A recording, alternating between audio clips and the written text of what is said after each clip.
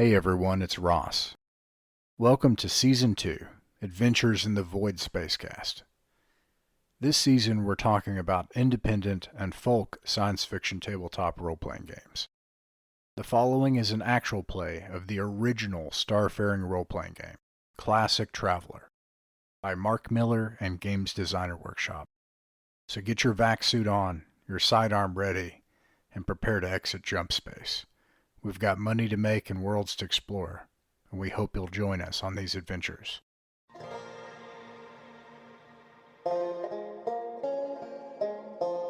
Out here on the Imperial Fringe, it's just us veterans of the Fifth Frontier War keeping the space lanes moving. Free traders like us, still willing to evade the pirates, the terrorists, the zealots, the criminals. They prey on these war-torn ruins of 100 worlds. They call us travelers. We aren't liked, but we're needed. We use our skills we learned in the service to operate starships and earn a buck. We ain't looking for trouble, but it always finds us. When it does, it'll find us ready.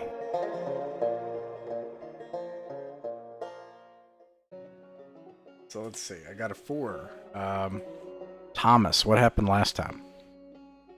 Okay, so last time we got boarded by a group of Reavers.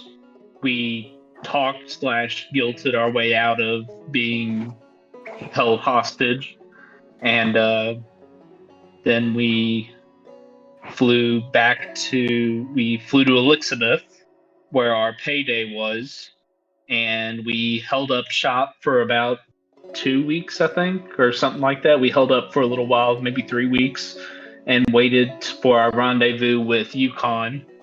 And we got our credits and we hung out for a while. We talked to the barkeep. We talked to some soldiers that were on the planet, and we gained some information.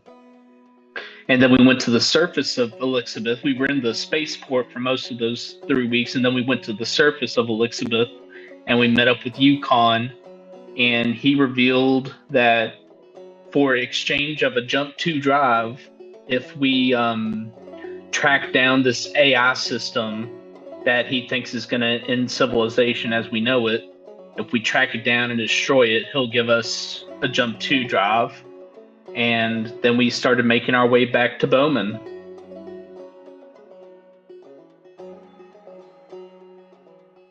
Yep, that's right. Now, we're going to start tonight not on our way back to Bowman, so this will be kind of retro, maybe active from when that departure occurred. So, rolling back the clock just a little bit, here you are, and there's a couple of things that we need to decide, but we'll do it on the ship, so we'll say you're in space.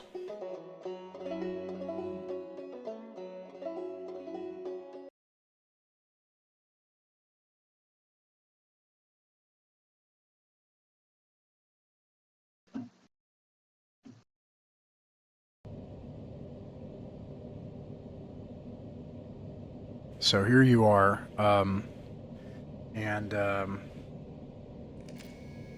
let's just hop right into a conversation that kind of started in the Discord chat, and we'll say it just kind of bled over into let's just have it on the ship right now.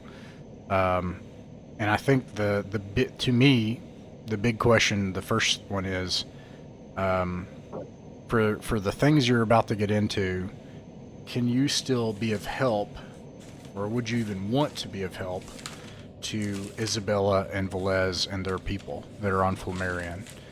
Do you want to keep them on as crew? Do you want to boot them off right now while you're in Imperial space and you're at an Imperial space station? Or keep them on, or try to find... What do they want to do? Yeah, okay, so let's... the cockpit's kind of terrible, so let's put you all in this still fairly cramped galley. I'd say that's probably the coziest place on the ship. I seem to recall we hired them with the intention that especially Isabella would serve as sort of a diplomat, an envoy for us when appropriate. It's just that we haven't really had much occasion for that since she got started in that role. Talking to those Reavers last time would not have been the chance for it, so. Yeah, since we stopped interacting with official people, that role kind of has fallen into retirement. Well, the question is, what does Isabella now think of the Imperium and their chances out here? I'll share with her, she's aware of everything we're aware of, that they're that they're moving their forces elsewhere. She's aware. She's seen the injustice of the Iterati. She's seen that the sword worlders are not the whatever. She's seen a lot. So is she willing to be just that, to be the actual liaison for our ship and agree to go along with whatever it is that the crew decides is going to be the direction of our ship and help us out directly, or is it going to always be as an agent of the Red Sun or the Imperium, with Imperial sympathies and stuff like that, Yeah. She'd have to answer that before we could decide whether we want to actually keep her on. Now, if you'll all recall, your characters would know, except for Doc Ocean, which is why I want to bring this up. You've actually had this exact conversation with her before. And in that conversation, she emphasized that she is a loyal citizen of the Imperium. She would do absolutely nothing to ever betray the Imperial authorities, and that's just an absolute non-starter. So that was the last time you had talked to her about it. Now you pose this question, Bellamy, and Velez kind of interjects and takes that flag up immediately, and he says, Captain, we are loyal citizens of the Imperium, and we would never betray the Imperium. And frankly, it is unconscionable that you would consider doing so as well. He gets real heated. Hitler just kind of sips some badly brewed coffee and says nothing. Yeah, I mean, listen, this is the same Imperium that left you out to dry in a place where you were most needed, in a place they've let go to complete crap. And what are we talking about exactly? Right now, we have to do a mission for Imperial intelligence, one way or the other. We need that Jump 2 drive. There's no other way we can afford it. It's our quickest way out of this hellhole. It serves both our purposes. So, I don't know about what the rest of the crew thinks, but in terms of this AI and everything, I say we do exactly what Yukon wants us to do. And I just, what else? It's not. Who else do we have to trust, right? McClellan, or this Yahoo down in Squalia that we're going to work for, or Velez, he says, you don't even know the man. How do you even know that he is an Imperial intelligence agent? The first time you met him, he was a corporate goon and at the heart of all the problems that were being caused in Iterate. Yeah, but he wants us to report it to Imperial intelligence, not back. He wants us to give it to them or destroy it, right? He didn't say give it to him. Why would he say that? At this, Isabella, tries to kind of interject with Velez and says, it's true, Velez, that what we came out here to find is not. It's different than what we expected, and I do think that some of this is unclear. But one thing is clear, that what the captain said and what this man on that planet said is true. That the Imperium, the actual naval forces, the relief that we were promised, those things aren't coming. They're not coming to District 268 or Iterate.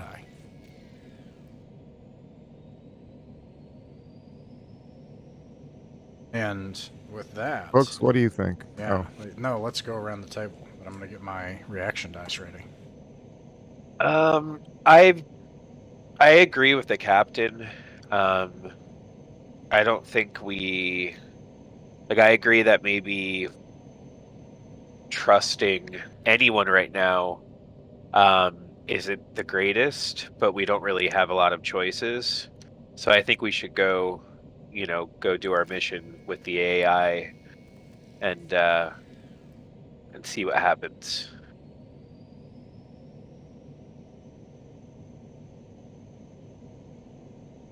All right. Yeah, let's what about Chapman?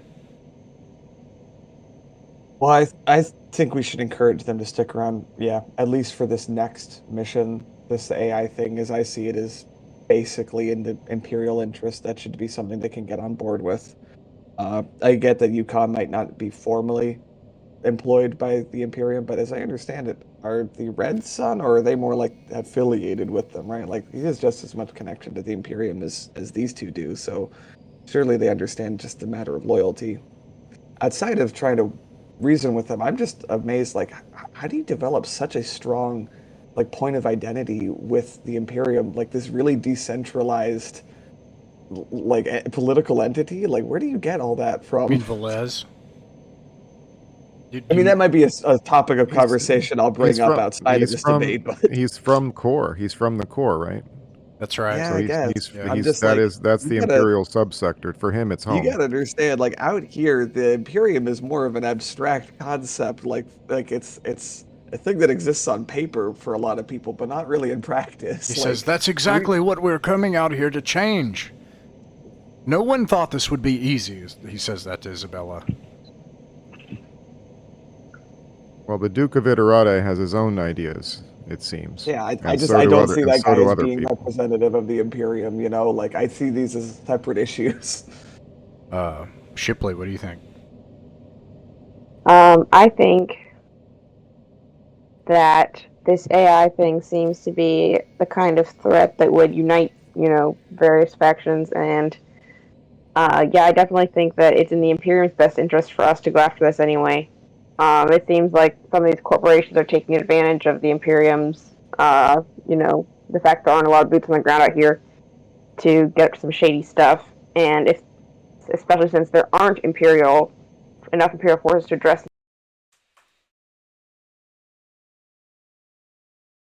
kind of threat. Us and Yukon, who just, loyal Imperial citizens who are working with the kinds of things we have to hand and make sure that this terrible threat doesn't disrupt life in the sector any further. And if we happen to get paid, well, I'm sure we're all doing this out of the goodness of our hearts. Yeah, at that... Bellamy breaks out into applause, like, spontaneously. at that, Lothak, like, sheepishly raises a paw. Like, can I talk? That's real Lothak, awkward. you're part of this crew. Go. Yeah. Yes, Walston is still my home, and if it's true that there's something out there that they plan on using some kind of weapon in Iterate, this is too close. This is too close to home, and I want to find out where it is, and I want to try to stop this.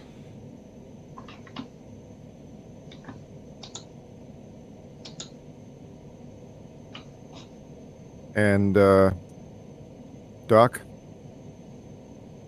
Yeah, I'm on board with finding this AI and taking it down and getting that jump 2 drive. I'm just a simple doctor trying to make my way back home, and the fastest way to do that is to get that jump 2 drive to get back to Rylanor one day. So I'm on board with finding this AI and doing Yukon's mission. All right. I'm going to give it to Shipley. I felt like that was the very compelling argument. So, Shipley, you can roll under your social, and you can subtract 4 from the result. Okay. This is for Isabella and Velez, who seem kind of reserved so far, pensive. Okay, so that'll be 5 minus 4 is... No. Hang on. Yes. 7 minus 4 is... 3. 2? 3. I can do math.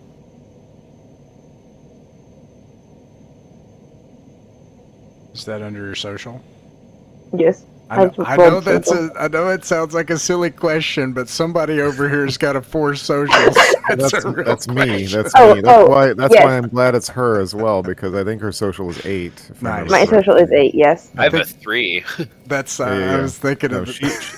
I think with Marcello's absence, she is now essentially, unless Isabella stays, she's our best social. Yeah.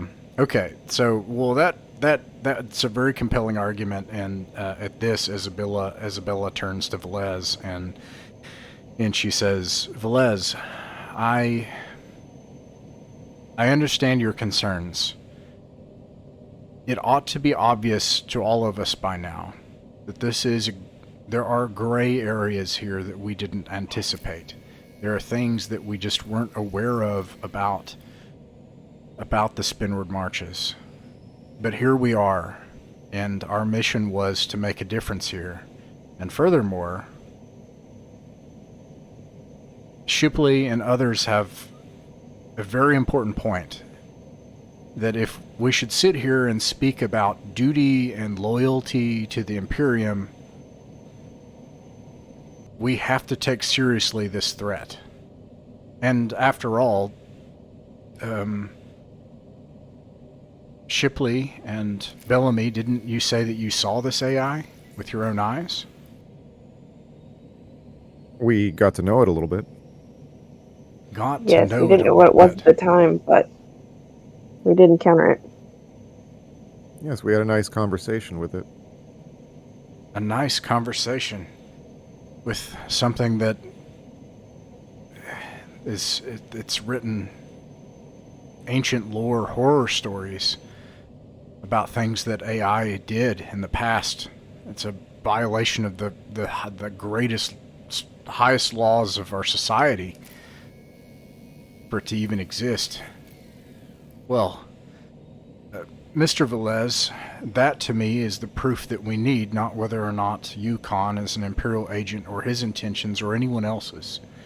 If this AI is on the loose and it's being traded between hands, between corporate agents and freelancers and criminals and terrorists, and we have a duty to do what we can to aid this crew to track it down. And then she turns to, everybody else and she says, I want you to promise me, since you were once enlisted in Imperial service, that you'll act on that same oath now. I understand we may come to a disagreement on exactly what that means later, but so long as we continue to stay aboard, Velez and I will help you as best we can, as long as you have the interests of the Imperium at heart. If not, we will forget what we'd heard here, accept that AI is loose, which admittedly we will report to the authorities, and we would ask that you drop us off at the nearest Imperial port.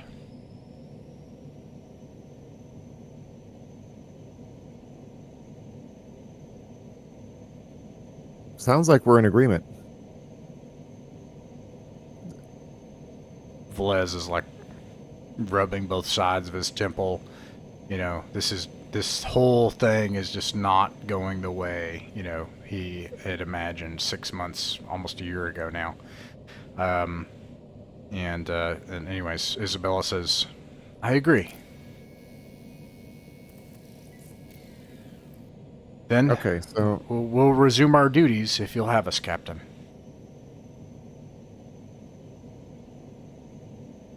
welcome aboard once again. My next question is, how do we find this thing? Well, we have to go to Squalia for that. We know who we delivered it to. That does seem like a starting point, but isn't your job in Squalia to specifically betray that man? Yes, I think there's a nice synergy here, don't you? She rubs her temple, and I remind that It's interesting what a free trader imagines as a synergy or opportunity. I think Well, look, it takes the I mean, mind of a businessman. This guy never paid us, and I will never forget that. So he promised he left us with nothing but the promise of some future work, and we did a extremely dangerous, extremely successful mission for him, in which we nabbed this AI from a secret McClellan laboratory and delivered it to him. I would like to suggest that if we do foresee too many complications resulting from your prior history with this guy, there are members of this crew who have never met them before, and we Oh, can no. just approach them separately. He's expecting us to come back and look for work. Okay. That's how we left things with him. Was he knows that we're angry because he never paid us, but apparently that's a reputation that he has, is somehow figuring out how to get people to do jobs and not pay them. We've I'm just learned saying, that. like, if you wanted me and Books to approach him separately and be like, yeah, we heard that you sell really advanced AI that could do a lot of damage. We were in the market for such a thing. Do you know where we could You might get yourself killed. I think this guy represents a rather powerful local concern in Squalia and is friendly with the locals there, and that's the impression that I got. McClellan is considered the bad guy, and all external corporate interests, if I remember correctly. We got into some bar fights, I think, on Squalia. If I don't know, there was some hostility. There was open hostility there, if I remember correctly. But anyway, the guy said that he had a promise of work for us in Bowman. That's what he said. So not only do we have a perfect excuse to go to him, get a job, and then leave, we also have the perfect excuse to completely screw him over. Squalia, you mean? Yeah, he's in. No, our former patron, the guy who sent us on the AI job in the first place, like, that's the guy we need to go and contact. Because he said, Van Parlandlith. He said he had a job in Bowman, but he's in Squalia. Yeah. Right. So we have to return to Squalia to know what that job in Bowman is. So we have a perfect opportunity to contact him, or an excuse rather. And I figure we just go from there. Yeah. But yeah, perfect. Yeah, you and Books should absolutely do it, because it'll give you a perfect chance to snoop around, see what his operation's like, and and then later on we can come around looking for work, the job that we were promised. How's that sound to everybody? I'm good with that. Sounds good to me. You just have to make sure you're not with us when we come back around later on. All right. Now, this I was going to resolve in chat, but it seems like a big enough thing. I just want to go around the table and make a decision. We'll just make it democratic. 5.5 million credits. What are we doing? I'm just put it all on black? Put it all Let's on. double our winnings.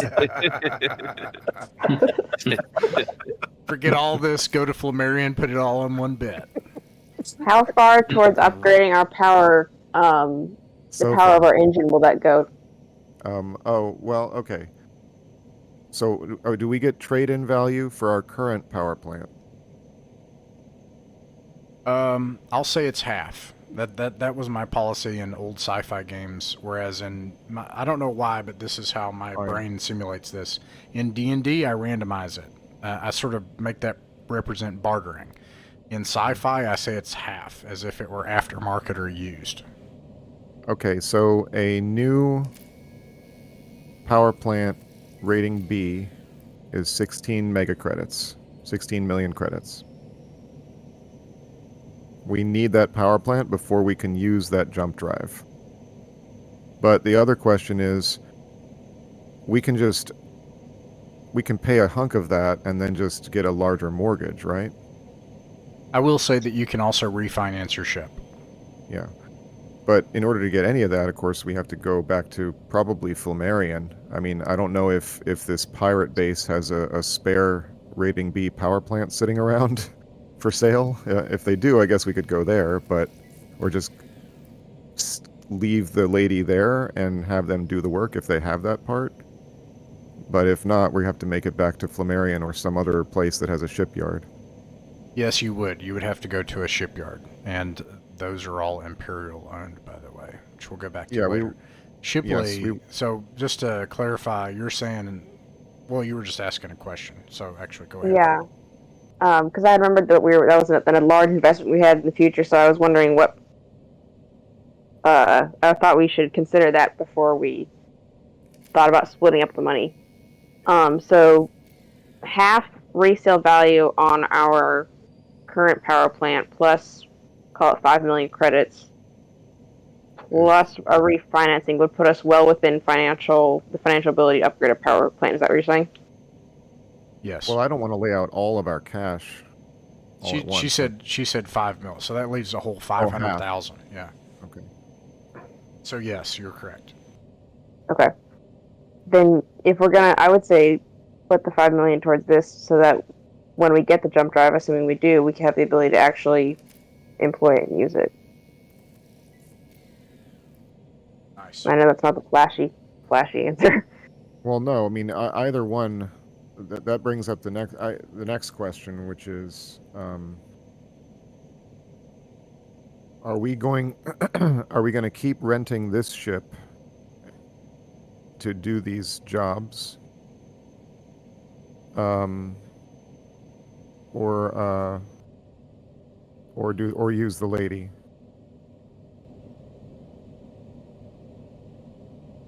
Like, do you want to go to Squalia from here, or we can't actually make it straight to Squalia from here, but I guess the answer is no, right? We want to get back to the lady, and it's only one, like the lady's in Bowman, so. Yeah, I think we should just get back to the lady. Okay. Yeah, I think because in the neighborhood that we're going to be doing a lot of this work, we don't need a jump to drive, I don't think. Unless it turns out that, I don't know, our hunt for this AI is going to take us all the way out, like somewhere really far away. Let me also say, so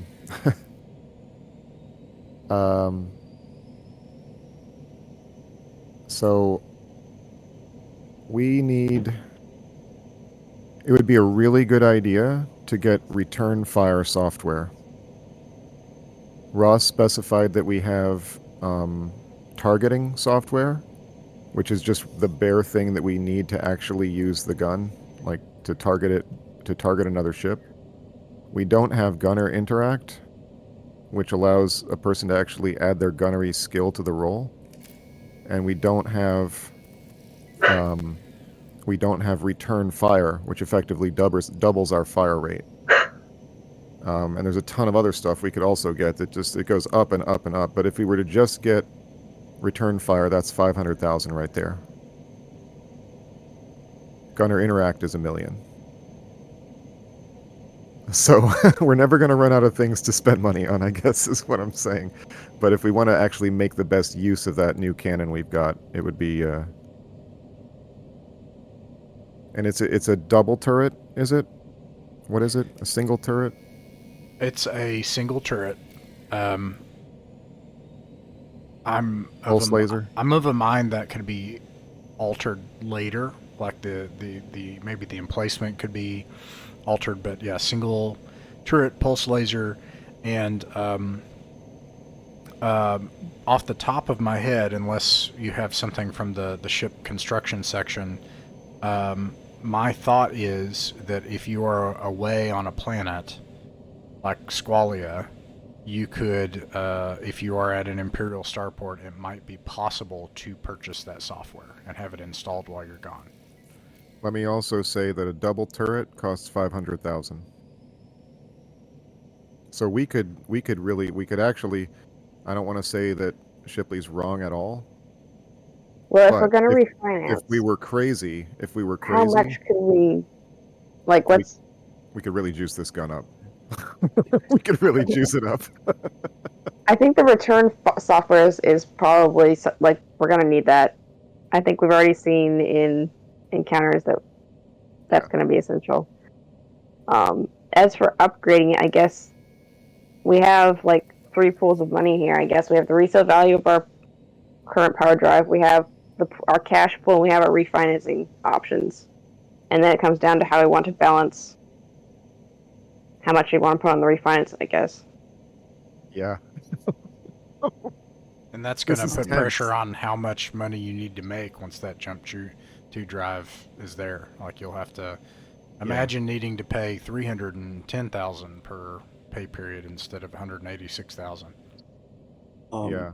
Do we want to start in like Traveler Roleplay a wish list of investments to start saving up for? Like even Yes. if it's not stuff that we spend money on Yeah. immediately. And actually, let's put a pin in that discussion because we can't do any of this until we actually get to Bowman anyway. So until we get the lady, but well, I will say that there is a bit of a fork in the path here. So there is a decision point. Option A: actually delay all of this and go to Flammarion now, and like put the ship back into dry dock and refinance everything and get it all ready, and then, and then add into that a double turret, maybe with a sandcaster. I don't know how much is a sandcaster more expensive. It probably is, isn't it? no, Sandcaster's $250. Oh, there you go. So you could, right off the bat there, you can trade in, you can modify this thing and have like a pulse laser with a sandcaster, which you've seen how huge that is because you can screen incoming laser fire on one round, assuming you don't run out of, and it's like a -5 to hit or something like that. And then you could get your software and blah blah blah. So you could just divert and go do that right now. Another option is, but My you don't friends, you don't know how we much could time add- you have to. we could add a hard point. We could add another turret. We could add a missile rack. Yeah, you could turn this thing into a monster with some refinancing. But that would, and turning like I things said, in that would and- be crazy. I think that would be crazy. I think that would be unwise. But I'm just saying, we actually, if we wanted to be crazy, we could. The cash we have we could make this into a beast. Yeah. So going off to Flammarion is an option. Option A. Option B. Head to Squalia to Squalia or Bowman, and just have the software installed for your cannon so that you can return fire and use the gunner skill, or one or the other. Probably So the return fire. pirates will have that software for sale. They will not, but Imperial ports will. So if you land at Alpha Garrison, if you can get that clearance, and Squalia, I will say, will have it at the starport. So while you're away at Squalia, you can just pay for the software to be installed. Yeah. And then option C is, let's not worry about any of this until we do the job and get the AI back. I think getting the return fire installed is something we should do as soon as possible. So I like support option upgrading B. the ship or embarking on the dangerous mission. How much would it delay us, though, if we do option B as opposed to just getting the job done? Like, how much time would that put on it? It's the same time. Yeah, presumably you're going to be on the planet doing your thing, for however many days. So you'll come back and it'll be done, and you'll have just paid the fee to do all that. Okay. Yeah, I'm definitely down with option B then. All right, Doc, what do you think? I'm also down for option B, getting the return fire software imported before we go out on the mission to retrieve the AI. All right. Yeah. Okay. Well, sounds like that's settled. So here you are in space. So let's see. And once again, just as a reminder, if you don't have travelermap.com up in another tab, you should probably do that. I'm not going to use it in Foundry. You can Excellent. get them I'll to post be a it. sponsor of the YouTube channel. Like, Travelermap.com. Yeah, I think. I'm trying to think of the. Anyways. Let's see. Elizabeth. So you're going to jump to Dratrillion again, right? And then back to Bowman and then to Squalia? Or Walston That to is- Squalia? That would be interesting, but no, we have to go to Bowman because we need to Oh, get you the have lady. you have to turn your ship in and get the lady back. Yeah. Yeah, we could Okay. take a detour through Walston, and that might be nice, but that'll probably be a huge distraction. Yeah. All right, so let's see what happens when you go out in space. Nice. Nothing happens. You go out to the jump, safe jump distance, and you get everybody bolted into their restraints and with their vac suits on, and armed, vac suits sealed, at their stations, and at this point we need 2 rolls. I always do an engine health roll. This will matter if something happens. I'm sure it'll be fine. I'm sure nothing will happen. But whoever is the engineer. That would be me, right? Yep. Okay. So. Ugh. Yeah, the engine health. This thing is a bucket, to be honest with you, and it's actually had like 3 or 4 of those results already. So yeah, you it's probably. By the way, this thing does not leave. What is it called? There's interstellar and then there's interplanetary. This thing almost never leaves interplanetary travel. Its jump drive usually only gets used once or twice per standard imperial year. Yeah. So you're probably looking at this thing, Books, like it's fine. Like you just got to get home at this point. Yeah, the engine does not look healthy. And then the navigator, if you could roll and keep your result to yourself, please. You got it. And you guys got a week in jump, other than the education for. I assume that you guys are going to continue education every 100 credits every single jump to do your education. Yeah. We need 50 sessions to complete one thing, and we're going to have our 24th done by the end of this. Wow. Which means I think we're have midterms coming up. This is when I usually withdraw from the course with a nice big W on my record. No F's for me, suckers.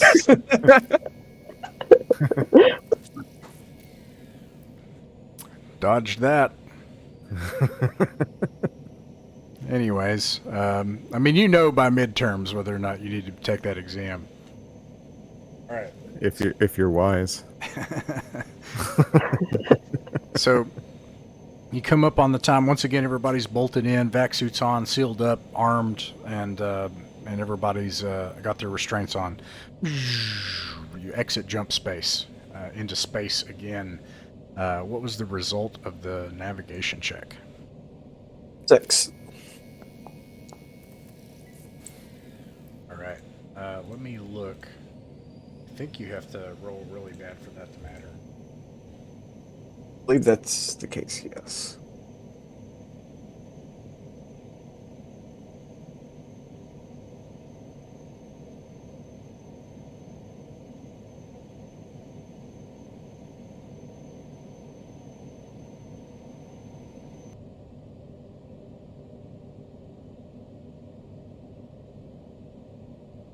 If you're a scout ship,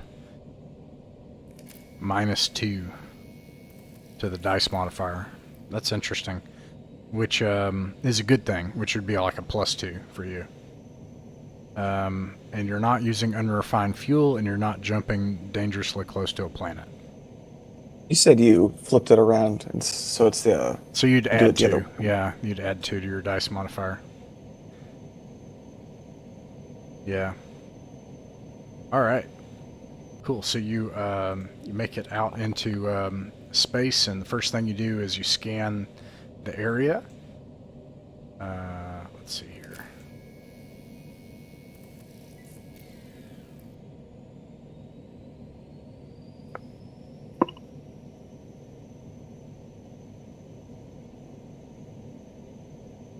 Nice.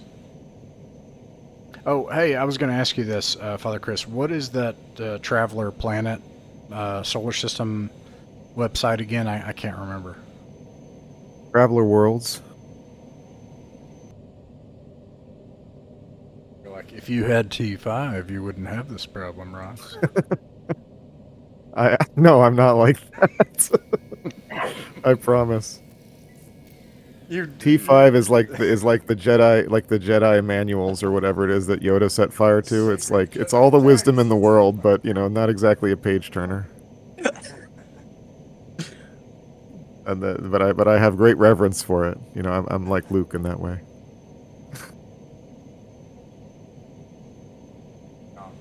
Sacred text. That wasn't a half bad Mark Hamill. Have you practiced that? No, but it sticks in my mind like a chicken bone does in the craw. It's hard to get rid of. Do I sound bitter at all? How do you select one of the existing star systems, the Trillion? Oh, well, if you take the planet, I mean, I don't know, but take the planet code and just input it. Oh, okay. No, I don't want the planet though. I want the solar system. And I have a random solar system. I'm just going to use this for now. Actually, I think I have the Trillion. Actually. That's right. And then Trillion. Trillion, yes. No, that's Elizabeth. Trillion is a... Oh, right. Yeah, the Trillion Prime. It is a single star system, M1 red dwarf star, and the Trillion Prime is actually at the gas giant. So, what did you roll on your result for your nav check? I'm sorry. I got a 6. A 6, and then you add 2, you get an 8, right? So with an 8, you do a great job. The help of being in a scout vessel, another advantage of a scout vessel, and you arrive.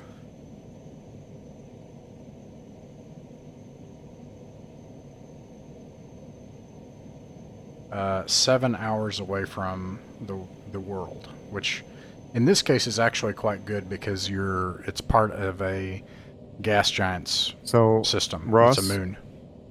Ross, if you go to the drop down, you click onto Trillion on Traveler Maps, and you extend. You go to the bottom of that left-hand bar, and it says Generate World Map, care of Traveler 5 World Builder, and it'll take you directly to the Traveler World site and do it for you there.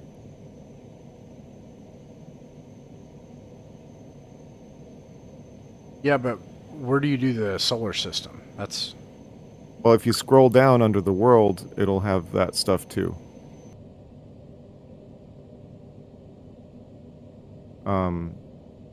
Won't it? Or am I... See that. Okay. Oh well, I will figure that out. But anyways, I appreciate that. That's a lot better than the thing I was using. Okay, so 7 hours out, and you don't encounter anything, and you have a peaceful voyage to Trillion. Now, Trillion only has a low port, and it's a moon of this gas giant.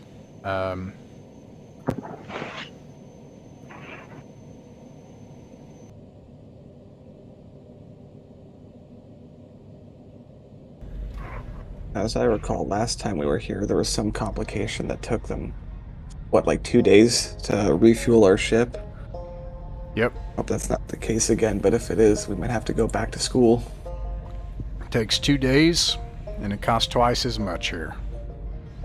And they have advisories at the starport that warn spacers, do not go to the gas giant, do not use your scoops. They claim it's dangerous. So what do you do for 2 days? Stay off the streets. Don't talk to sword worlders. don't talk to strangers. Is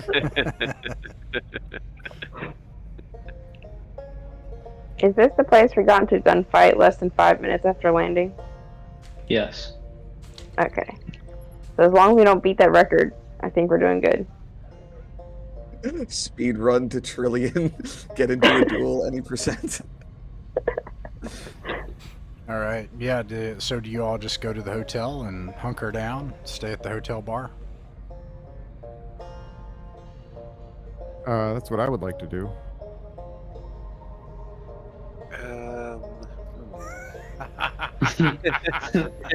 Oh, books. But if Fine. anyone, You but don't if like anyone, the- but if anyone wants to go out, I will say, I will demand that I chaperone.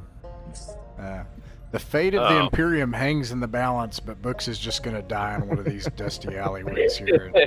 Well, No one's ever going to find out about the. I've got your back. I'm not gonna cramp your style, but you need my sword at your side. It's just all there is to it. I appreciate that. I guess I'll behave and go to the hotel. All right. You have one check on your way there.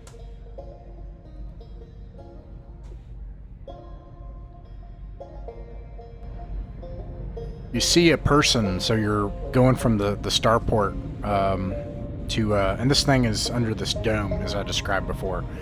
So you're walking from the starport to the hotel outside the star town, and you see this guy pacing back and forth in a rolled down vac suit.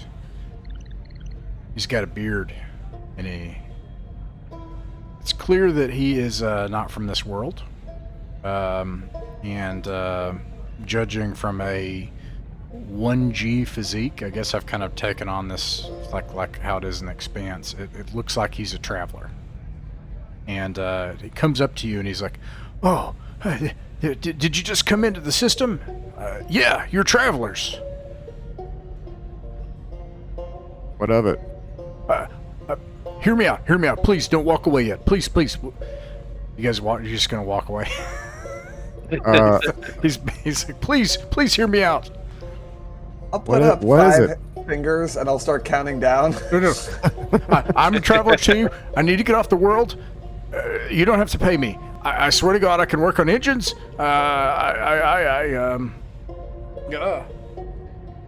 Skills list. The guy pulls out his character sheet and hands it over. Yeah. to us. It's true. You can actually do that in Traveler. Yeah, there's in-world forms, and they have that stuff, and that's exactly what you would give to someone. As you can see, I have 1 rank in Cutlass. Yeah, I mean, the military operates the exact same way. You got all your quals on a handy dandy little card, like M249, 2-ton truck. official an Ignore my OMB force file, push. official military brief. Yeah. You just hand it over, and it's got your mug on it and everything. Let's see here. 3 intelligence. Right, maybe you don't want to hand it over. Let's see. He has got. He can do ship stuff. It looks like he was in the Merchant Marines, and he is in fact an engineer. He also can operate a ship's boat. He's good at using a vac suit, and he's got jack of all trades. Well, first of all, you said we don't have to pay you. Does that mean you're not going to pay us? You're the one who needs passage off world, right? I don't have any money. I got stuck here. I can't be here. I just got to get off this planet. Okay, none of that's good news. Sounds like you're hunted. Sounds like you're... I'm not hunted. No. It's all above board. I just look. Have you Why seen? can't you stay here? Why? You're the only ship that's come in here in days. Are you looking for a job? I would take a job. But look, Well, I'll find some money if you could just get me out of here. I mean, there's such a thing as paying for your room and board by working, but like, do we need anybody? Like, You would I don't also know who have our to either chief of staff triple is. bunk, or he would have to sleep on the deck. It also is very expensive to pay for life support. It's like thousands of credits. We could trade Lothak for him. Oh, please, don't even joke. You gotta watch out saying that. They'll trade books instead. Like, do we have any vacancies at our staff? Like, sure, you could do ship stuff. So we all do ship stuff. Like, Well, it never hurts to have. Well, I don't know. We are kind of full up. Anyway, Do I we don't have know. any like unaccounted for ship stuff on the ship that we've been neglecting all this time? Can I get a look at this guy? I mean, you say he's a former merchant marine. Like, what is his face? Is he shifty? What's he trying to do right now? Or is he telling the truth? Is he just desperate to get out? Both. He does look like he's pretty washed up. Like, his days of being a merchant marine are long behind him. You see him licking his lips. That leads you to think maybe he's got something he likes. Something. He's. Yeah. I don't know what the equivalent is off the top of my head. I'll come up with it later. But drugs. What am I talking about? There's a whole section. Drugs. It's got a whole chapter. He's probably a drug addict, actually, and that being said, also it is obvious looking at him like he is a traveler, in a vac suit, and something happened. He got thrown off the ship or forgot to show up for muster, or something happened and he got left here. I mean, we could use a janitor. I wouldn't mind us all getting to take a break from chores for the next week. Yeah. Well, how are you about cleaning air filters? Are you good at that? I'm great at cleaning air filters. All right, I you're did hired. that. Thank you. You're not going to regret it. The name's Elias. You'll see. Now, you don't have a bunk, to be clear, unless somebody triple bunks, and unless somebody literally sleeps in the same bunk or sleeps on the floor. What about Marcello? Wouldn't that even out? Yeah, good point. I mean, I'm not going to do the math. I mean, you had Marcello, so yes, I agree. Actually, that's a good point. I'm gonna take Lothak aside and ask her to keep a sharp nose on him. You can see her like proprioceptors like flare at the edges of her eyes and her mouth. Before you even told her that, she doesn't like the smell of this guy. Yeah. Well, I'm gonna make sure that she makes him as nervous as possible. Yeah. I want to see if something's gonna come out of him. She, given how kind of, what's the word I'm looking for, pathetic, I guess he's acting, this makes Lothak even more mad, and she just sidles right up next to him and just looks at him, and does indeed make him very uncomfortable. Hi, I'm Elias. What's your name? And she just that's Lothak. lowers. Yeah, you answer for her. Yeah. She's our friend. I don't know. What does that mean? Does that mean she likes you? I can never quite tell with these Vargar, Yeah. I think. Yeah, it's good to meet you all. So when are we shipping out? As soon as we get refueled. Oh. Right. Yeah. Well, 2 days. Anybody want to cover my hotel? No. What were you doing? Were you been sleeping on the street for as long as you've been here? What's going on? He doesn't answer, but he just looks into the street in the little cubby pile that he's made there, and that's exactly what he's been doing. I'll let him sleep on my floor. Oh, thanks. So generous. Well, get to work on those filters. I mean, that's if you can get that place smelling good by the time we leave, then I'll think better of you. All right, Captain. He gives like a, an actual salute, and like Okay. he does. He Oh. works on the filters and sleeps on the floor at the hotel at I'm Brooks's wary. room. I'm nervous. And if you just go to the hotel, that's your only encounter until you go back. Isabella would be proud. We've done good today. So you spend a couple of days there, and then you head back. And I'm gonna just start with I'm gonna use a ship icon because I don't have anything else for now. And those multi-armed people. A bunch of them are in the street. Am I Darians? Do they have multiple? I mean, I guess I have multiple arms. Just like discovered that I have multiple arms. No, it's that's a good point. Most of us have multiple arms, but sorry, Darians, the space elves, do they also have an abnormal number of arms? I didn't write that in my notes. Yeah, no, these aren't Darians. They're what someone else called indigens. Yes. Or Okay. indigines. And as you start making your way down the alleyway to the starport, you see a scene of, let me see here, utter chaos. And people are being thrown into businesses and into walls and punched on the ground. And you think there's only moments here. And the whole way to the starport's blocked right now. This happens 70 yards ahead of you.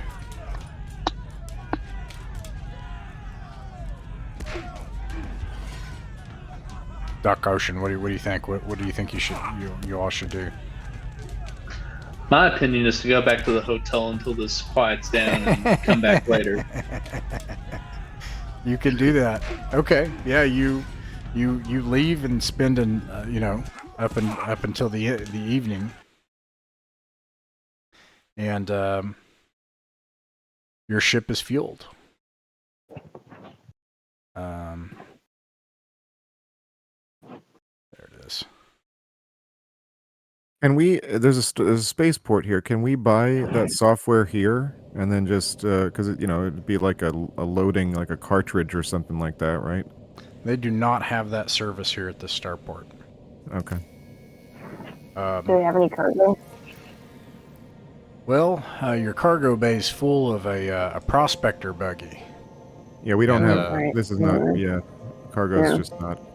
I've forgotten that many times as well. This is so weird to me. Yeah, you're flying around in like a bulldozer. Not a bulldozer, but like a sensor thing for mining. Yeah, but anyways, you head out into space.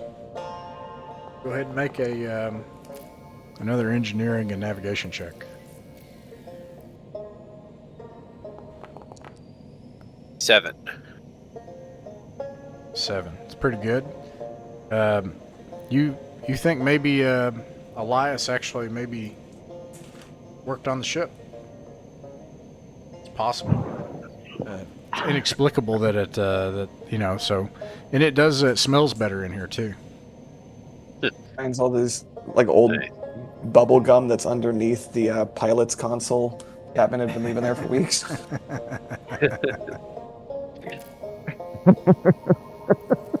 I'll begrudgingly thank him and tell him he did a good job.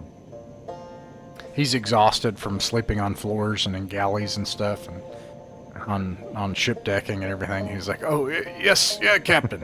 And he How salutes him. old is he? Probably your age. Okay, that's sad. You get a glimpse of your potential future. Yes. Yes. Yeah, and maybe that's why I despise him.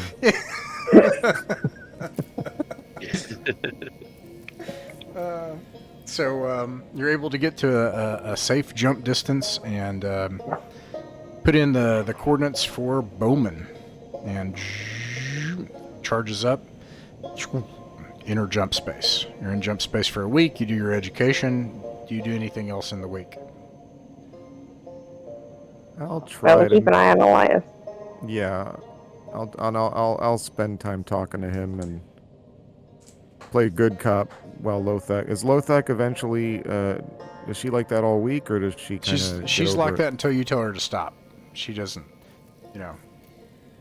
She has found Alright. somebody who is actually a lower rung on the totem pole than her. So you pity this poor man then, because that's like, yeah. Could I Could I use this time to like reach out to any contacts I have and see if I could find out anything about Elias? Like if I send a message to a friend that I served with, run his name through the system, that kind of thing. You can't do it in jump space, but you could do it when you get back to Bowman. That is a place where you could do it. Okay. At Königsrock, you could do that. Remind me when you get there. Okay, I will. Because information is at the speed of travel, so you'd have to send it out on like a ship faster than the one we have, and it would have to go out like in multiple directions. Yeah, even though That's people travel in starships in this game, information is passed at the bar, not by cell phones. That's right. Yeah. I knew that, but for some reason I thought you could still get messages, but I'm just realizing now that doesn't make any sense. Because that would defeat there's no subspace communication, and Everything seems very consistent about that, except I still don't understand the whole, like, you can just pay for your mortgage no matter where you are, no matter when or why. Like, that breaks all the rules. Like, yeah. that works because, I mean, if it's in lore, the only reason that works is because of the Imperium. That's one of the reasons that the Imperial Navy does what it does, which is they don't care how you run your planet, just don't get in the way of the economy. Yeah, you have like smoothly. the X-boat network for one thing, so you got these ships that are at least jump 3, I think, right? X-boats are jump 6. Jump X-boats 6. Are it's max Imperial technology. It's like core technology. And then, other than the X-boat network, you have in my mind, first of all, the banking institutions, local mail carriers. They're not going to be like, hey, you have to pay us right now. First of all, that would be impossible. So I don't think the consequences of skipping aren't going to catch up to you. And by the book's rules, the consequences of skipping are proportional to how far you are from where you bought it. So, like, if you're far enough away, they may just not find you, or whatever. That anyways. So, you talked to Elias. He's. But I just want one further point, real quick. The consequences of skipping are that, except that the bounties are going to go out via the X-boat network. Like, if the bank decides to put a bounty on you, they're going to be like, get the info out, bounty hunters everywhere, look for this guy, and then you'll get paid. So, you'd have to outrun that before you could actually consider yourself far enough away to be safe, in my estimation. I assume we explain all the finer points of this stuff to Elias to establish our credibility. No, you're talking about all this in the galley with Elias. If you do, Elias is nonplussed, like he's not bothered by it at all. He's just like, we're building rapport with him. He understands. He sees a kindred spirit. He's sipping his engine wash tea, no problem. And anyways, Bellamy, if you talk to him, he tells you essentially that he has gone. He paints himself as a independent spaceman who is able to work with multiple crews, and you get the impression of somebody who has had there are a lot of short job durations on his resume where he finds gigs and finds work, and then something happens, he gets thrown off the crew or just leaves it. And in the last case, he said that he kind of forgot about when the ship was leaving, and then they kind of didn't bother to go find him.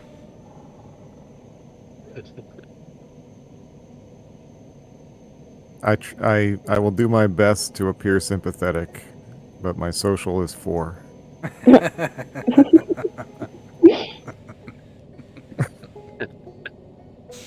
There.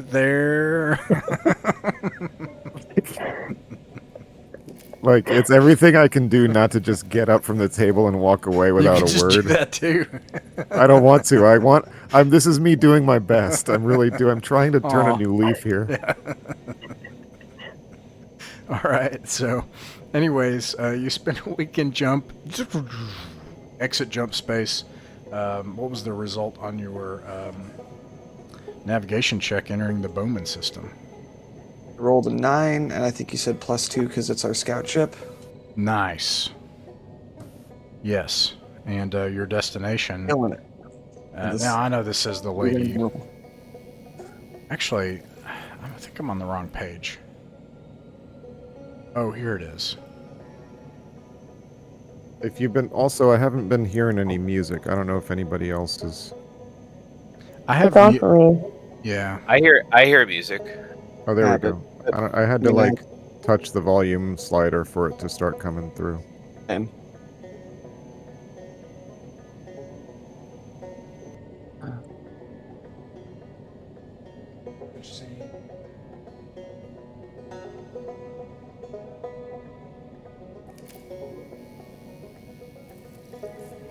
Is the page loading for everybody else? yes, I see the lady. I see the lady. Yeah. Okay, good. All right. Sight for sore eyes. A lot of nostalgia coming through right now. Yeah. It's funny how that works. You know, you.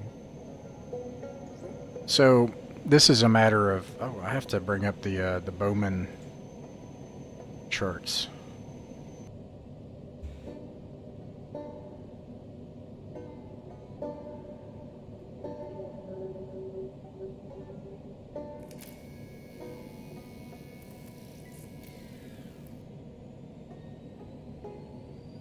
Mine's stuck on like 99%. It's not moving.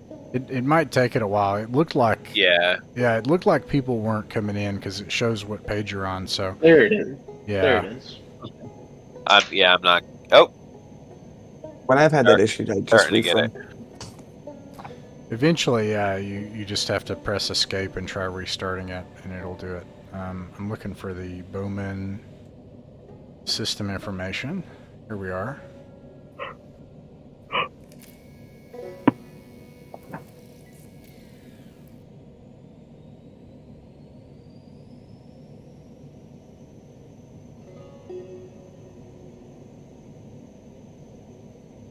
So there's good news and bad news. So the jump point is separate from the. Let me find here.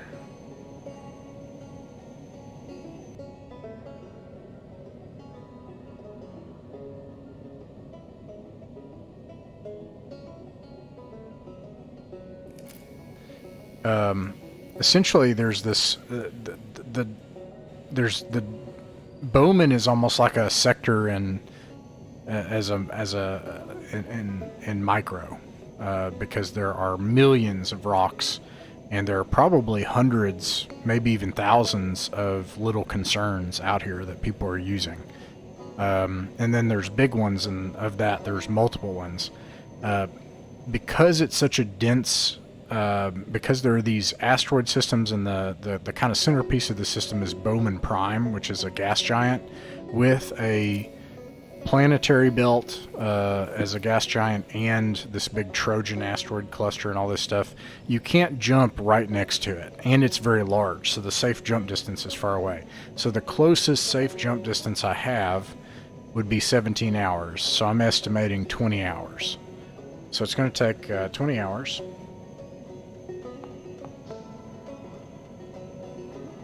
And you have a safe journey for 20 hours. Let's see, so that took 2 days. There was a half day. So we take the half day plus that's 3 days plus 2 weeks. So 17 days. Okay. And you make it back to Königsrock.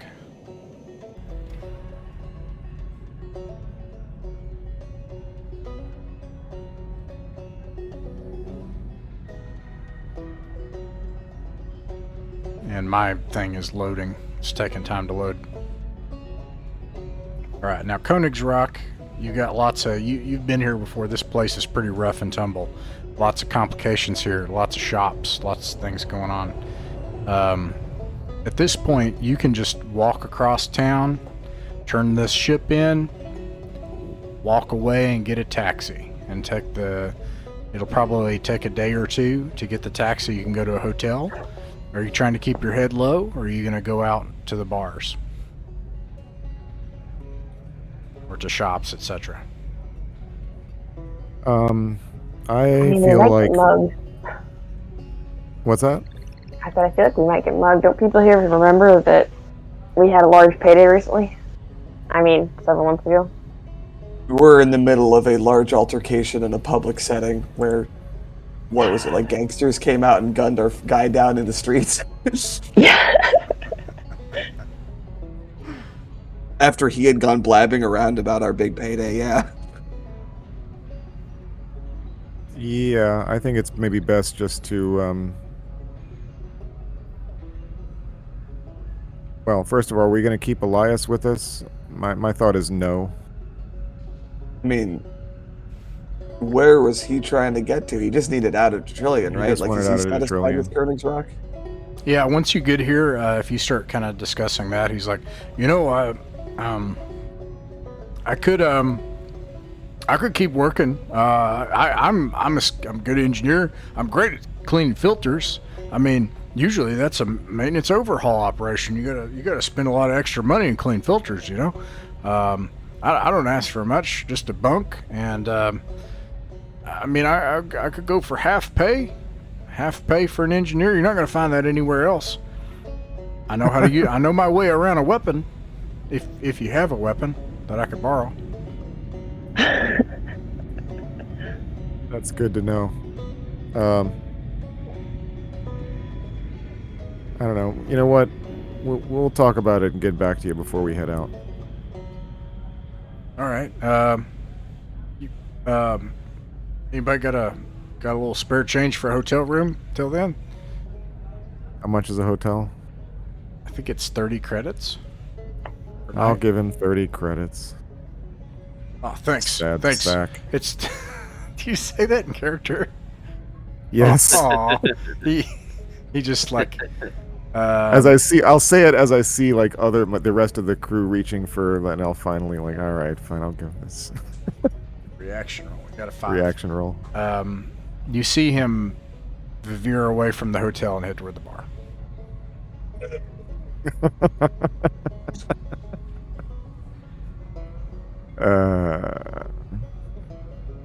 Yeah. You should send this guy over to the Sword Worlders. They'll straighten him out. I think he'd make a natural Viking.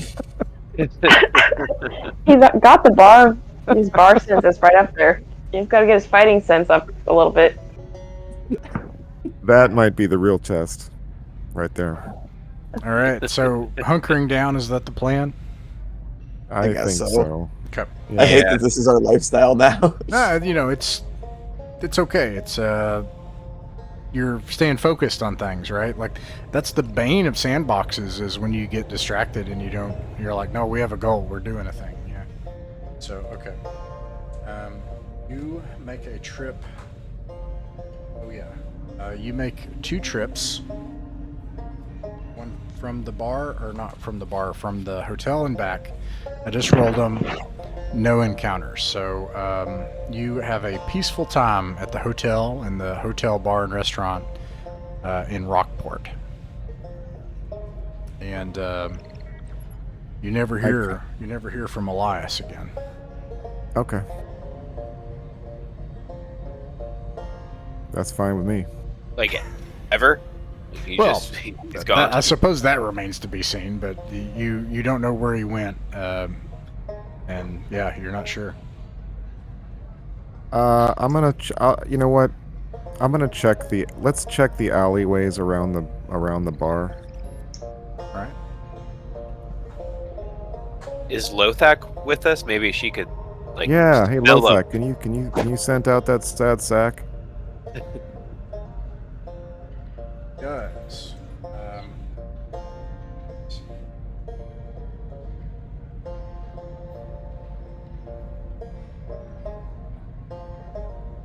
Bet he was a spy. He's going back to report to, I don't know, the Karkanak or the Imperium or somebody.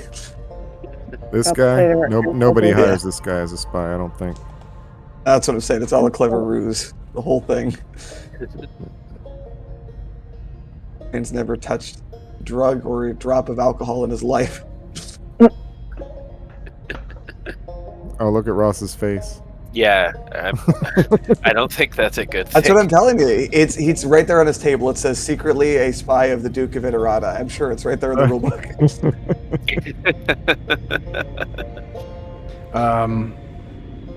Let's see. I'm gonna pick on Shipley. Roll a d6 for surprise. Oh boy. Okay. Give me a second. You have to get a 5 to surprise them. You got a 5. Oh, So you veer into this alleyway, and Shipley immediately you sense that something's off. Your spidey senses are going off. There are people coming around from other parts of the alleyway, and they have prepared for you to try to look for this person.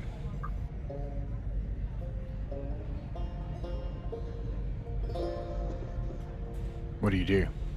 You got the drop on. Well, I'm gonna warn the rest of the crew first, and then, I guess I'm gonna like real slowly reach for my weapon. Reach for it real fast. Do we Yeah, need to engage with this? Do we care that much about Elias? I feel like it's too late. All right. What's your and what would you like to do? Like, what's your intention or goal, Shipley? Well, I'd like to get out of what looks like a very convenient trap. You have the surprise round, so you could just run away if you wanted. Oh.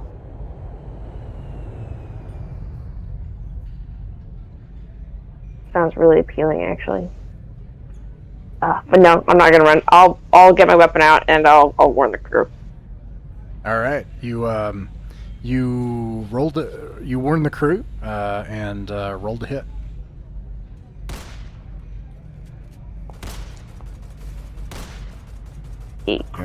Yes. Roll for damage. Okay, I think that's 3 on my rifle. Listen, on shot first, you know?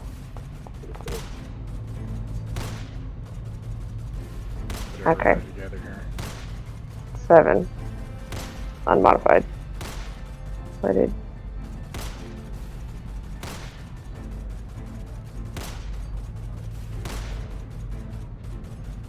Do you guys leave Velez and... Well, no, this is you trying to go back to the starport, so Velez and Yeah. Isabella are with you. Yeah. Somebody maybe hang back with them and keep them from getting hurt. I'll shove them down into cover or something. Or no, I'll tell Lothak to shove them down into cover, and Mike. Yeah, are these people? What are they armed with? Submachine guns. Oops. I can't see it. Oh my goodness, I'm sorry, I can't see.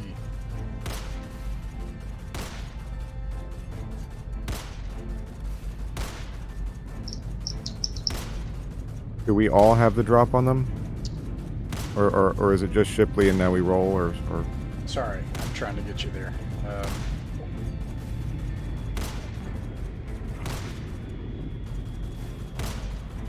And there you go.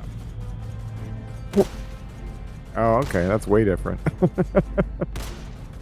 I was like, geez, I gotta cover a lot of ground. Yeah, so let's see. Shipley, you did how much damage? 7. 7 damage. You knock one of them unconscious right off the bat. And let's see. That also makes you the aggressor. And so they pull weapons out. This all happens in a matter of seconds. But everybody can attack if you wish to attack. Yeah, it's cutlass time. Is this one of those planets where we can bring on pretty much any weapon? Yeah, Don't recall. absolutely. Okay. Auto Yeah. write it down. You say that in character, Bellamy? It's cutlass. Yes. It's cutlass time. Yes, I do. I I'm came taking psychic here. damage. So I Chew just roll for it bubblegum. then, or And swing a cutlass. Yeah, exactly. You move up and attack if that's your goal.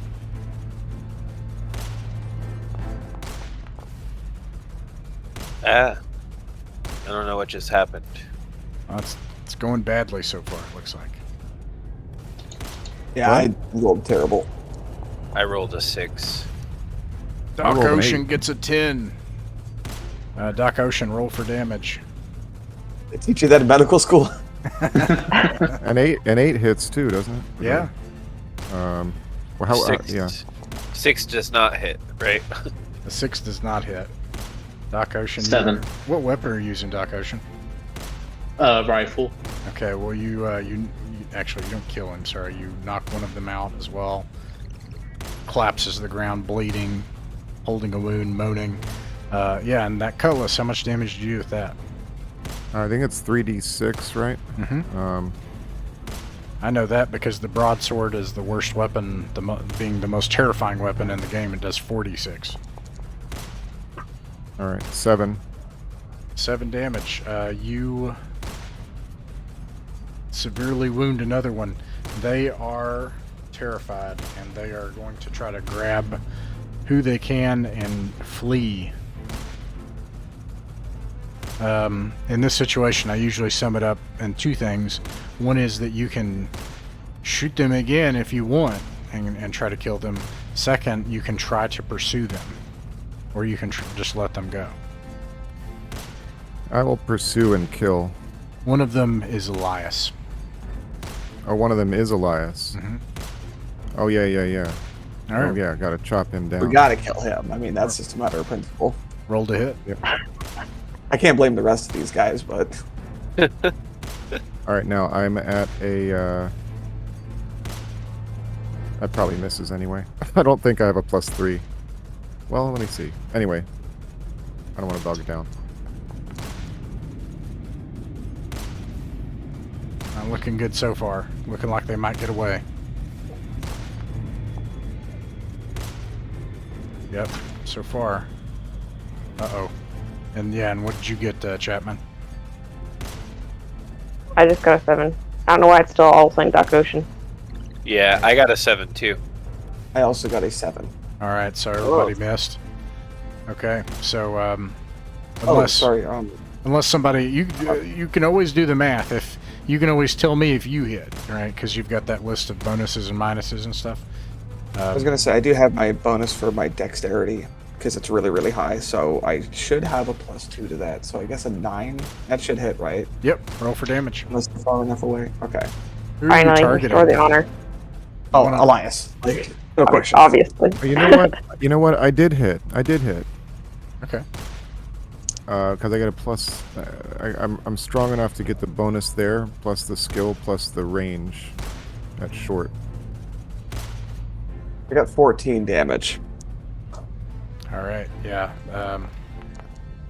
You end Elias, and then there's 3. You easily, mortally wound the other one. You have these people moaning and badly wounded. They will probably simply die, given how this place is in this alleyway. What I'm do gonna loot Elias' body. What did he take from our ship? I was gonna say I should have suspected it when that guy cheated at board games. You know, like. All right. You find 2 things, and he's had this on him the whole time. You suspect a small data pad.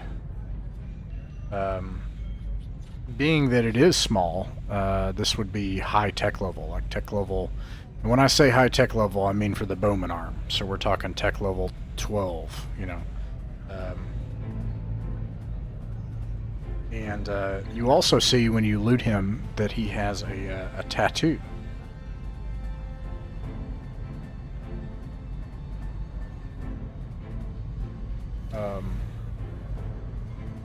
And it looks like a symbol of like a concave symbol with something striking it, and it's almost like something. It's like it's a stylized presentation of something entering an atmosphere. Okay. Interesting. I assume I haven't seen this mark before. No, you have not. Okay, I'll just make a note. Yeah, and so eventually these people will die unless Doc Ocean. Now I don't want to do torture scenes or anything. So, and if you want to try to interrogate one of them, Doc Ocean will need to try to. Well, actually, what is your intelligence for Doc Ocean? 7. Okay. And you have a +3 to medical, is that right? Yes. Okay, if you wanted to try to interrogate one of them, I would allow for a single check to do so. And but Doc Ocean would need to make them conscious 2d6 +3 dice modifier to get 8. Do y'all even want to try, or do you just want to leave them be? I want to try. It's worth a check. Okay. I will do my best. Yeah, so you 10. easily pass. I'm gonna do a reaction roll. All right, I dropped the d6, so we'll roll another one. I think it was bad anyway. I got snake eyes. He comes to and he's just like, I'll die before I tell you anything. But you notice something. He is a veteran of the 5th Frontier War.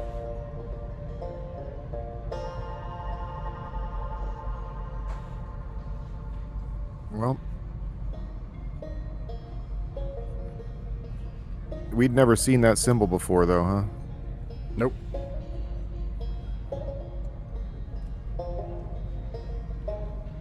Well, and die then, I guess. All right. Now it takes you 2 days. So let's see, that's 17.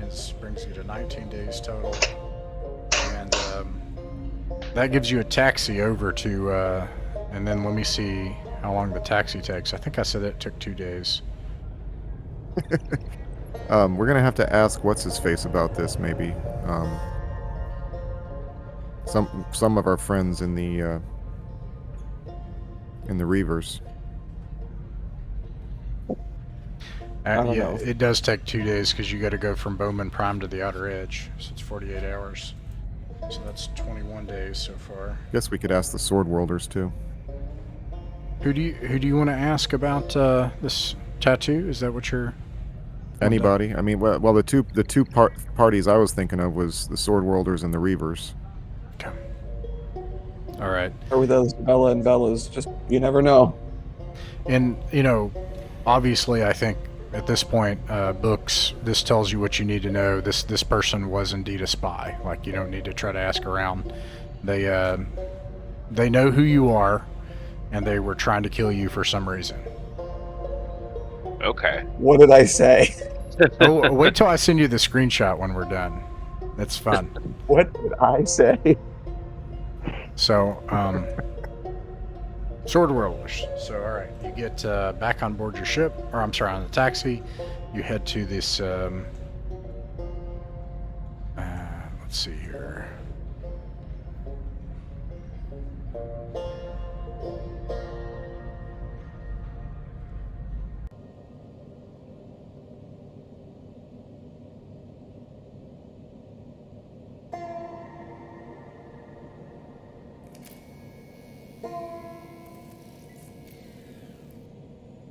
And, the taxi, it stops out here. There's this kind of like rigmarole where they do a security check and everything. And the taxi operator in this case is a sword worlder himself, or sword world, or a border worlder, if you accept the imperial parlance for it. And you have to get out in a vac suit and travel in your vac suit with your gear into an airlock, and then you get onto the other side, and you're put in a waiting room, and eventually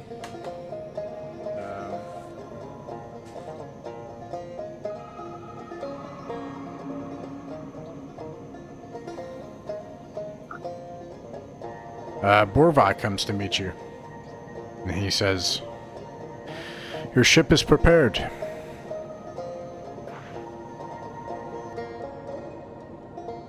Thank you, my friend. Well, I think you'll find that we're true to our word, and I think you'll find that the hammer of the Sword Worlds and of the Voden's Eye, one of its two fists, is quite effective. Well, what do you know about these guys? I say. Yeah, you draw the tattoo symbol somewhere. Well, Shipley, you took it down. Yes. Yeah, I show him kind of a I don't know, reasonably accurate representation. Looks at it. I know nothing, I'm afraid. I'm sorry. Never seen this before. Well, neither had we. Must be some new group in town. That wants to kill us. Well, we have a symbol. We get tattoos. That's a We good should. idea. That's a good idea. We have a reputation bad enough that people are sending spies out after us. I mean, it's bad We time. deserve gotta tattoos. Yeah, we gotta work the marketing angle, you know? Yeah. That's what Borvi says. Is he's like, well, join the club, eh? And he just like slaps you upside the arm. I guess tattoos, you know, beards, braids, and stuff, that's your guys' thing. We need like Letterman jackets or something, or like. If you ever want to find us again, I am afraid to say, don't come here. Too hot, huh? No, you're not allowed. Imperials aren't Oh. allowed on this station. This is the end of our Okay. arrangement. If you come here, we'll kill you. Understood. It's Great. refreshing how blunt and honest they are. Yeah. Well, Well, I guess this is goodbye then. farewell. Unless we see you elsewhere. You're saying you're not saying you're gonna kill us if you see us elsewhere, but if we come here. He smiles and then walks off. And here you are back on the Lady of Mercia, the 200-ton free trader Beowulf class free trader, and your ship is yours again, and you're back out in space. I assume you want to go to Squalia? Is that the next staying on the plan? That is the plan, Okay. as I understand it. In that case, you must travel. Let's see. You have to travel to a safe jump point from Bowman Prime, which at this point I will actually say is 17 hours from the regular orbital path. You just have to go out here. Actually, I'll just say it's even shorter because like you're all the way out here now. So a few hours. 7.